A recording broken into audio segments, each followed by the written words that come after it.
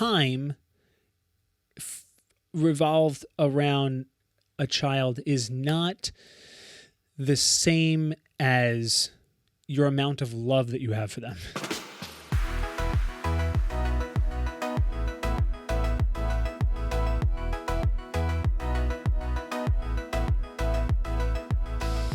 All right, ladies and gentlemen, boys, girls, children of all, I feel like I'm like really some type of circus ringleader. Anyway, welcome back to another episode of the Upgrade in My Rituals podcast. My name is Kevin McKellar, your host, and of course, this is the show for high performers, people that are looking for some more productivity in their life, time management, efficiency, and trying to map out a perfect day.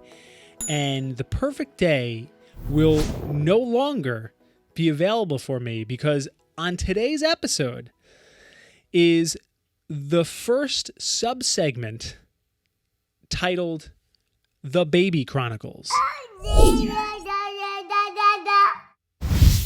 As you can probably guess, my wife and I are expecting, and Ashley is due in exactly, as of yesterday, 1 month. So we are really at the finish line, and I will tell you this,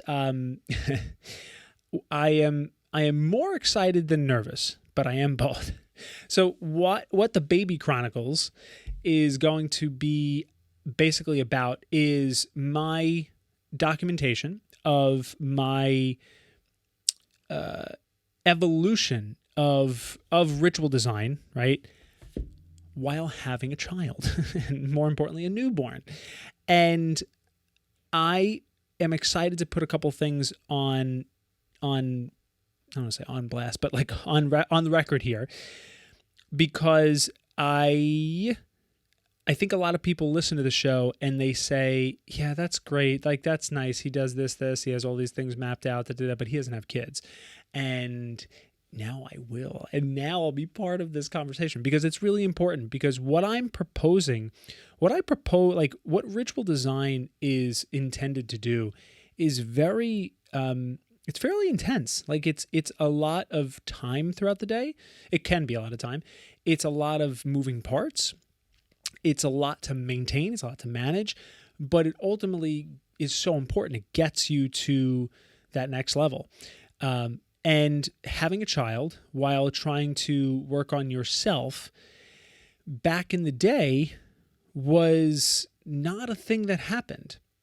When people had children, that was like the end of their life. Like, and that's what they kind of almost were proud to feel that way. My mom, she gave everything for me. She literally, didn't really develop her career at all because not at all, but because she wanted to deliberately choose a job where she would be able to take, only work 3 days a week during the summer so she could be with me. And she stopped everything at any time I needed her to drive me to any rehearsal or any practice or whatever it was. And you could see it, like watching some of these tapes of like me when I'm like a little baby, like you could just see it. Like I was her entire life. It's probably why I have an ego problem. No, but like, it's probably why I did have an ego problem, because I definitely did. But just gave everything to me. And I think that's definitely one way you can do it. I think it's not, I don't think it's a good thing to judge people that also have a life. Now, there's the opposite end of that spectrum, where there's the people who, go to work before the kids wake up and come home, after they go to sleep, right? Like, and they barely know their parents. And sometimes that's out of necessity because they just got to put food on the table and that's all they can do. Sometimes that's because that person is completely career and money driven and just super hungry. And I'm not judging them. It's like their decisions to make. But,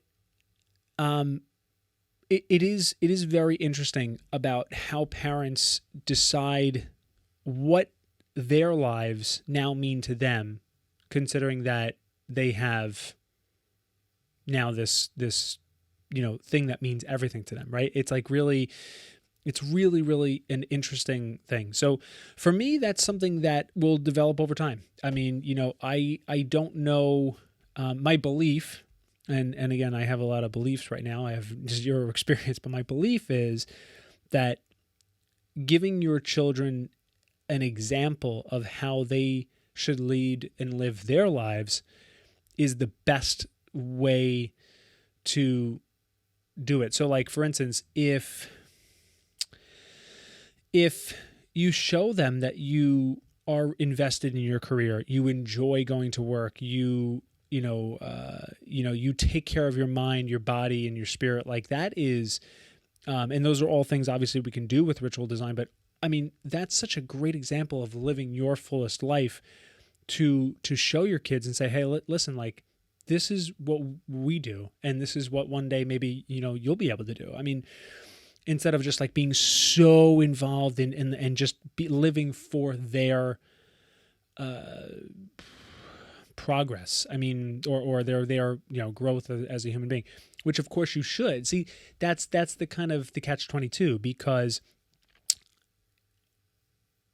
time revolved around a child is not the same as your amount of love that you have for them, right? It can be, correlation could be causation or whatever, but like it doesn't have to be. So that's kind of the first thing that I'm going to be kind of navigating. And as a newborn, it's fairly easy, right? Like, I mean, there I go again, making assumptions here. I mean, it's fairly easy because you're not driving them to football practice. You're not worried about them going on their first date. You're not like, it's not that type of stuff. It's just the time. And that brings me to my second point. How, when we have especially young babies, how can we implement our own ritual design, or even let alone just do anything for ourselves, right?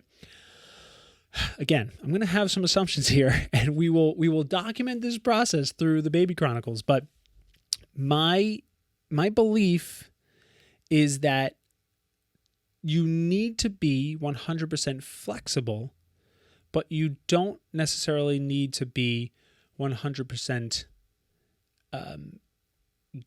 giving.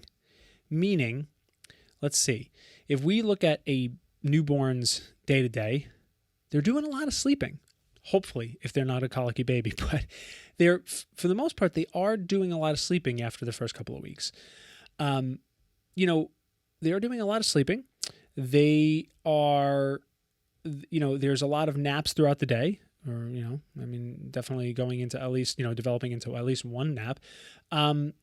So there is time for you. But if you say, for the last 7 years of your life, and you've been doing your morning workouts exactly at 6:30 in the morning or 6 o'clock or whatever the hell, that's going to have to change, because maybe for me, it's going to have to be, because my wife works, I work, we're going to have to be flexible. So my theory is this: with my own ritual design, the thing that I have to look at and be careful at is not necessarily throwing it out the window, but trying to be super flexible with timing, and really not marking any time of the day down to complete these tasks within the different routines, but have the time allotted. And say if in the morning I start working out and then I start a meditation session or whatever, but I have to get cut off 3 minutes into meditating because baby starts crying, that's fine. But I'll come back later in the day to do another meditation session. I don't see any harm with that. Yes, it's not ideal. It's not perfect. You're not, using the transition between, to theta from alpha brainwaves or whatever, right? I mean, it's not 100% perfect, but you can still give yourself time. More importantly, I do believe, and I want to hope that I can pull this off, I do believe that's important that you give yourself that time.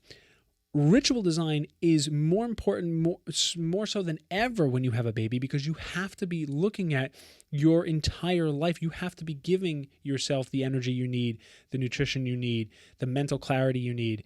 Because if you want to be there for a crying baby, you have to be on, right? You have to be available emotionally. You have to be available physically. Like you have to be there, and that only comes by refueling your body and your mind. So these are my beginning thoughts. I think for the details, I don't think I'm ever going to be sharing my child's pictures on social.